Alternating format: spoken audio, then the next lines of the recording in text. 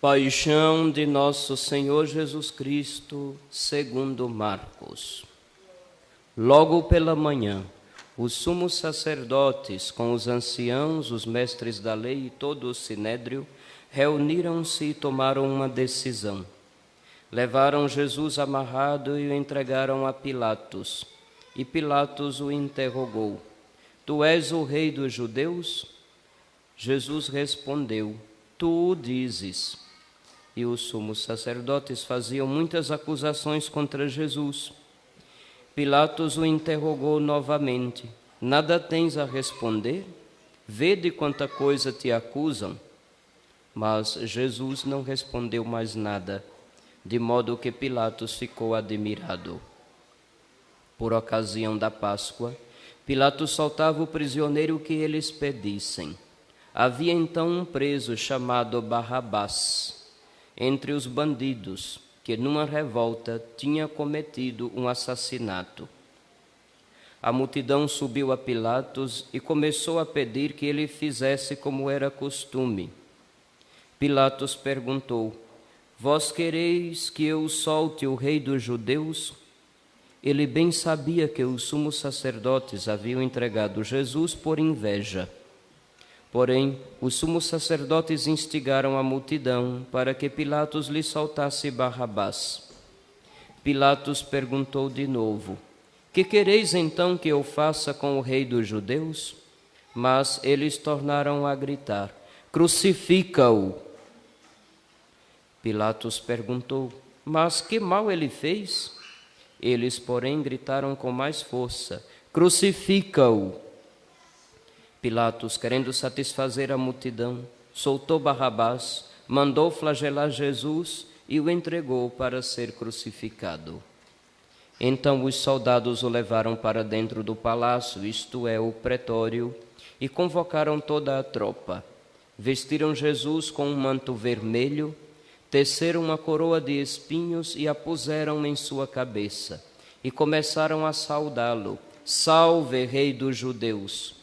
Batiam-lhe na cabeça com uma vara, cuspiam nele e, dobrando os joelhos, prostravam-se diante dele. Depois de zombarem de Jesus, tiraram-lhe o manto vermelho, vestiram-no de novo com suas próprias roupas e o levaram para fora a fim de crucificá-lo. Os soldados obrigaram um certo Simão de Cirene, pai de Alexandre de Rufo, que voltava do campo, a carregar a cruz. Levaram Jesus para o lugar chamado Gólgota, que quer dizer Calvário. Deram-lhe vinho misturado com mirra, mas ele não o tomou. Então o crucificaram e repartiram as suas roupas, tirando a sorte para ver que parte caberia a cada um. Eram 9h da manhã quando o crucificaram, e ali estava uma inscrição, com o motivo de sua condenação: o Rei dos Judeus. Com Jesus foram crucificados 2 ladrões, um à direita e outro à esquerda. Os que por ali passavam o insultavam, balançando a cabeça e dizendo: Ah, tu que destróis o templo e o reconstróis em 3 dias, salva-te a ti mesmo descendo da cruz. Do mesmo modo, os sumos sacerdotes com os mestres da lei zombavam entre si, dizendo: A outros salvou, a si mesmo não pode salvar. O Messias, o Rei de Israel, que desça agora da cruz, para que vejamos e acreditemos. Os que foram crucificados com ele também o insultavam. Quando chegou o meio-dia, houve escuridão sobre toda a terra, até às 3h. Pelas 3h, Jesus gritou com voz forte: Eloi, Eloi, lama sabachthani, que quer dizer: meu Deus, por que me abandonaste? Alguns dos que estavam ali perto, ouvindo-o, disseram: Vejam, ele está chamando Elias. Alguém correu e embebeu uma esponja em vinagre, colocou-a na ponta de uma vara e lhe deu de beber, dizendo: Deixai, vamos ver se Elias vem tirá-lo da cruz. Então Jesus deu um forte grito e expirou.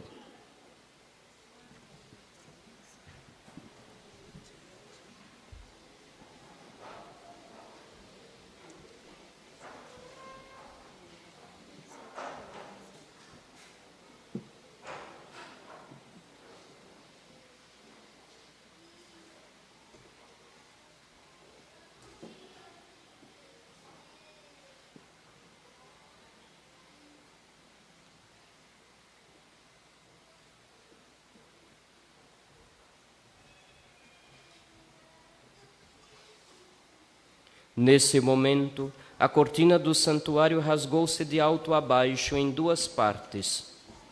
Quando o oficial do exército que estava bem em frente dele viu como Jesus havia expirado, disse: na verdade, esse homem era filho de Deus.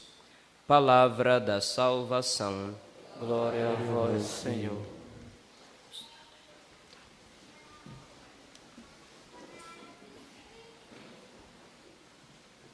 Filhos, começamos hoje, no Domingo de Ramos, a nossa Semana Santa. Nunca é demais aquela breve catequese que cada ano eu costumo recordar, trazer de novo ao nosso coração. Por que chamamos assim Semana Santa? Porque nesses dias nós dedicamos todo o nosso amor em gratidão por termos sido criados e em gratidão maior ainda por termos sido redimidos por nosso Senhor, que chegando em Jerusalém vai ser entregue, vai sofrer, vai morrer e vai ressuscitar. Santificar é separar o que há de melhor para dar glória a Deus com isso, especificamente para dar glória a Deus. Não é separar para você usar sozinho e os outros ficam esquecidos, não. É separar o que de melhor o nosso amor propõe para ofertá-lo a Deus. Se nós não somos gratos pela nossa criação, se nós não somos gratos pela nossa redenção, quem é que vai recordar todos esses fatos durante esses dias? Esta semana é santa, sim. Para santificar, como disse, nós dedicamos o nosso amor. Eu sei que tem sempre uns desavisados que vão querendo menosprezar o costume católico desses dias, vai dizer assim: toda semana é santa.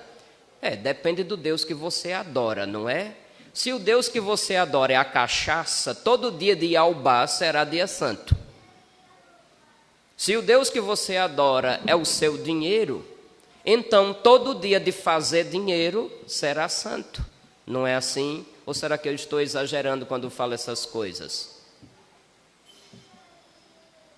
Santificar é separar aquilo que o nosso amor mandou para Deus. Se tem os seus idólatras com os seus ídolos, certamente eles também vão procurar o que amam mais. Na verdade, não amam mais ninguém além de si próprios. Os extremamente egoístas, dedicando-se de forma exagerada a si mesmo e ao seu bem-estar, claro que vão entender que celebrar a Semana Santa da forma católica é um tapa na cara deles, e por isso vão tentar menosprezar o fato de nós, nesses dias, os santificarmos. Nosso amor deve estar voltado exclusivamente para o Senhor. Exclusivamente. Quem é este Senhor que nos redime? Quem é esse Senhor que entra em Jerusalém como um cordeiro que é levado para o sacrifício? Porque eram assim que os peregrinos entravam na cidade, normalmente entravam a pé, carregando nos ombros o cordeiro. Quando Jesus escolhe um burro como montaria para entrar, ele realiza uma antiga profecia que diz: teu rei chegará a ti humilde, montado num jumentinho. Engraçado, os judeus esperavam que o Messias chegasse vestido com armadura, com armas em punho e montado no cavalo mais possante, de forma que pudesse humilhar os inimigos de Israel. Mas tinham se esquecido que já no Antigo Testamento, que prepara para a realidade que é Cristo no Novo Testamento, já dizia que o rei viria humilde. Então, montar num jumentinho é o sinal, portanto, da humildade do Senhor e de como Ele realiza, ao pé da letra, por que não dizer assim, a profecia do Antigo Testamento. Teu rei virá a ti, montado num jumentinho. Quem é esse rei? Esse rei é Deus que se fez homem. Eu vou insistir sempre nisso, porque o nosso povo tem a tendência de esquecer que Jesus é Deus que se encarnou. Existem vários paganismos que tentam negar a Cristo a sua divindade, que aparecem de diversas formas, sejam na mentalidade dos não cristãos, vamos dizer assim. Basta lembrar, por exemplo, que muçulmanos consideram Jesus um profeta que preparou a vinda de Muhammad. Basta lembrar, por exemplo, que aqueles que são adeptos do espiritismo não enxergam Jesus como Deus, dizem que ele é um espírito de luz, um espírito iluminado, um grande iluminado e coisas do gênero. Basta lembrar também que muitos que se dizem cristãos negam que Cristo seja Deus feito homem. Outros que dizem que se guiam pela ciência acabam agindo de forma não científica para dizer que Jesus só foi acreditado como uma divindade a partir de 325, quando o imperador Constantino impôs que Cristo devia ser divinizado. Engraçado, a carta de São Paulo aos Filipenses, a nossa leitura de hoje, foi escrita em torno de 250 anos, mais ou menos, antes de Constantino antes do concílio de Nicéia, proclamar a fé verdadeira da igreja. Antes que Constantino sonhasse em nascer, era a fé apostólica que Cristo era Deus e esvaziou-se. Não deixou de ser Deus, mas não quis agir como Deus, mostrando o seu poder para nos salvar, mas quis agir como Deus, mostrando o seu amor.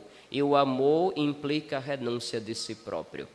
E é interessante notar que na carta de São Paulo aos Filipenses aparece o que é comumente chamado de hino cristológico. Eu sei que essas expressões alguns olham com cara de estranheza. Quando dizemos hino cristológico, quer dizer um canto que antes de São Paulo escrever a carta, certamente já era cantado nas assembleias dominicais, em que se recordava que Cristo, sendo Deus, tornou-se homem e quis dar a vida, se submeter a sofrimento e à morte como homem, de forma obediente e não obediência perfeita. Cristo, existindo em condição divina, não fez do ser igual a Deus uma usurpação. Isso foi dito cerca de 280 anos antes do concílio de Nicéia. Portanto, era a fé dos apóstolos, por isso que a igreja é apostólica, também por isso, porque professamos a fé dos apóstolos. Era a fé apostólica que aquele mesmo Cristo que passou pelo que passou de sofrimento e morte era Deus na nossa carne. Existindo em condição divina, não fez do ser igual a Deus uma usurpação, mas esvaziou-se. Assumiu a condição de escravo, tornou-se homem, humilhou-se e se fez obediente até a morte e morte de cruz. É bom lembrar, o Cristo vem para dar um fim definitivo à culpa dos primeiros pais. Ele veio justamente porque a humanidade, logo no início da criação, desobedeceu, se deixou levar pela vaidade, pela soberba e pecou. Aqui nós vemos o Cristo. Enquanto que os primeiros pais se deixaram levar pela vaidade, ele se torna humilde, esvaziou-se a si mesmo. Enquanto os primeiros pais se deixaram levar pela soberba, ele se tornou obediente. Enquanto que os primeiros pais se deixaram levar pelo orgulho, ele se submeteu à humilhação semelhante a um escravo. Enquanto os nossos primeiros pais, sendo homens, desejavam ser Deus por decisão própria, ele, sendo Deus, desejou ser um de nós e na nossa humanidade se sujeitou a tudo isso. Aí a gente vê a redenção. É Deus pegar aquilo que ocorreu como um extremo mal e dali tirar todas as lições e proveitos, exatamente o contrário do mal, de forma que redime, refaz a harmonia. Um homem filho do homem, como ele próprio usava, filho de Adão, e ao mesmo tempo filho de Deus, que agindo em oposição ao que fizeram os primeiros pais, faz com que o homem ofereça a nosso Senhor um culto perfeito, um amor perfeito, uma obediência perfeita. A gente só é redimido de uma falta de amor com um outro ato de amor equivalente ou maior. Aprendam. Repito, a gente só é redimido de uma falta de amor praticando um ato de amor equivalente ou maior. É muito estranho a pessoa carregar consigo sempre uma culpa de um pecado do passado, mesmo que já tenha sido perdoado em confissão. Isso significa que quem devia direcionar essa pessoa não direcionou no sentido da pessoa fazer as melhores escolhas, de forma que, de fato, experimente também na memória uma redenção. Quando alguém me confessa pecados muito graves, eu chamo aquela pessoa a algumas atitudes bem concretas, para que, colocando em prática, também na memória, na psique, na mente, a pessoa experimente redenção. Se, por exemplo, uma pessoa confessa, quando eu digo uma pessoa, vamos entender, uma pessoa confessa o pecado de aborto. Ah, padre, então foi uma mulher. Não necessariamente. O médico que fez a coisa pecou também, a enfermeira que estava lá junto pecou também, o pai que empurrou ou que abandonou, levando a mulher ao desespero, pecou também. A família querendo salvar uma boa fama, pecou também, se empurrou e se aconselhou e se criou a situação. Todos são excomungados. Eita, tem gente que agora que arregalou os olhos ali. Mas é verdade.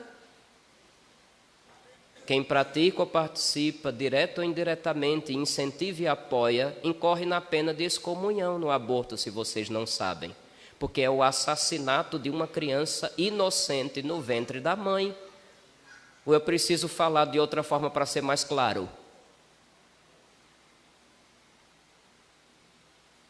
Quando uma pessoa confessa pecado de aborto ou de participação em aborto, eu não me dou por contente em mandar rezar determinadas orações e acabou por isso.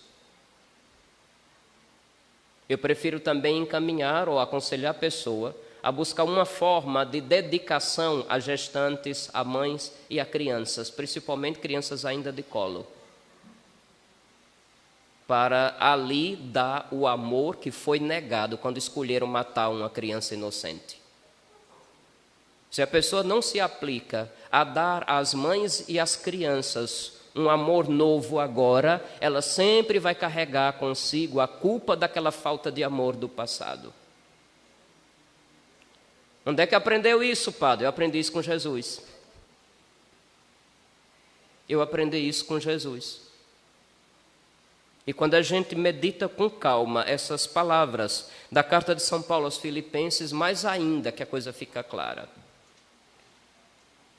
Para redimir os nossos primeiros pais, que sendo homens procuravam ser Deus e se inflaram de vaidade, de orgulho e de soberba, Deus então se torna homem, humilde,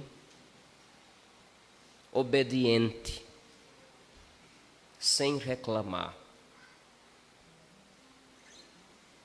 É isso, meus filhos, que nós vamos celebrar por esses dias. Você, como cristão, não deveria passar esses dias como se fosse um feriadão. É ridículo. É ridículo quando tem hotéis, resorts, balneários e praias que ficam cheios por esses dias. É ridículo, porque está cheio de gente que foi batizada e está cuspindo no prato que comeu. É ridículo. Saibamos santificar esses dias. A nossa participação ao longo desta semana, em todos os momentos de celebração, os atos de piedade, mostrará o tamanho do nosso amor, o tamanho da nossa gratidão por nossa criação e mais ainda por nossa redenção. A semana é santa, sim. É santa. E saberá o que é santificar esses dias? Aquele que quiser dar diante de Deus e do mundo um testemunho de amor, um testemunho de gratidão. Não passemos estes dias como se fossem qualquer um. Obrigado, Senhor, porque me criaste. Obrigado, Senhor, porque não me abandonaste e vieste me resgatar. Obrigado, Senhor, porque te submeteste a todo tipo de humilhação e de sofrimento e de morte por minha causa. Obrigado, Senhor, porque hoje estou aqui. Obrigado, Senhor, porque tua providência me dá de novo a oportunidade de mostrar diante do mundo como eu sou grato. Obrigado, Senhor, porque da Semana Santa do ano passado para cá, o meu testemunho conseguiu trazer para o Senhor tal qual e sei mais quem de pessoas que antes não te conheciam e hoje e nesses dias também comigo te darão graças. Você se empenhou desde a semana passada em conquistar alguém para Jesus pelo seu testemunho, pela sua palavra? Se não se empenhou, faça um compromisso com nosso Senhor por esses dias. Porque quando a gente é grato por uma coisa que a gente sabe que não merece, e sabe que essa pessoa que nos deu um bem que nós não merecíamos, tem o desejo grande de também dar o mesmo bem a tantos outros, por gratidão a gente se empenha que tantos outros o conheçam, que tantos outros experimentem também a graça da redenção, que tantos outros não tenham receio de se aproximar dele, de experimentar na própria pele o que significa ser redimido. Empenhe-se durante esses dias. O tamanho do seu amor, o tamanho de sua gratidão. Vamos fazer memória. Sabe o que é fazer memória? Segundo a tradição bíblica e que a igreja abraçou, fazer memória é eu de novo estar dentro do fato que eu estou celebrando. Hoje fazemos memória da entrada de Jesus em Jerusalém. Não é um teatro a gente entrar balançando ramos na igreja. Espiritualmente somos convidados a acolher o Cordeiro que tira o pecado do mundo, que entra na cidade santa e ali será sacrificado. Nós faremos memória do momento em que nosso Senhor, com os seus apóstolos na ceia, instituiu o sacerdócio e o sacramento de sua presença no corpo e sangue, alma e divindade, ali naquele pão e vinho consagrados. Estaremos com o Senhor no Getsemane, acompanhando a sua agonia. Acompanharemos o Senhor na sua prisão, no seu julgamento. Acompanharemos o Senhor nos seus açoites, levando a cruz. Estaremos ao pé da cruz, junto com Maria, Nossa Senhora, as outras mulheres e o discípulo amado. É interessante que vai dizer apenas o discípulo amado. Se eu sou amado por Jesus, então espiritualmente sou eu que estou ali também. E estaremos nós reunidos quando o Senhor, ultrapassando qualquer barreira, nenhuma porta fechada vai impedi-lo. Ele virá ao nosso meio ressuscitado e nos dará a paz. É tudo isso que nós vamos reviver. A liturgia da igreja, nesse sentido, é riquíssima. E é bom lembrar, é a liturgia da igreja que faz com que a gente faça memória. Não são os outros costumes. As outras procissões, as coisas que olha que aqui em Laranjeiras são muitas. Quem é de fora que não conhece não faz ideia. Aqui tem procissão de ponta a ponta na Semana Santa. As procissões elas nem precisam acontecer, mas a liturgia da igreja, que nos coloca espiritualmente de novo com o Senhor, nesses momentos tão cruciantes para a nossa redenção, a liturgia sim, nos faz entrar no fato. É a memória, é estar presente de novo naquele único sacrifício redentor, aquele único sangue que nos garante o céu e dá um basta a todos os sangues derramados em qualquer expressão religiosa ao longo da história. Vivamos esses dias na presença do Senhor e façamos o compromisso para que por nossa causa outros mais aproximem-se sem medo desta mesma presença, porque aquilo que cabia sobre nós como punição pelo pecado, ele toma sobre si e ele dá a vida. É com essa disposição que começamos a nossa Semana Santa. Que a graça de Deus nos acompanhe por esses dias e que saiamos até o domingo da ressurreição, de fato renovados, vivendo uma nova vida, vida que só Ele nos pode dar. Louvado seja nosso Senhor Jesus Cristo. Para sempre seja louvado.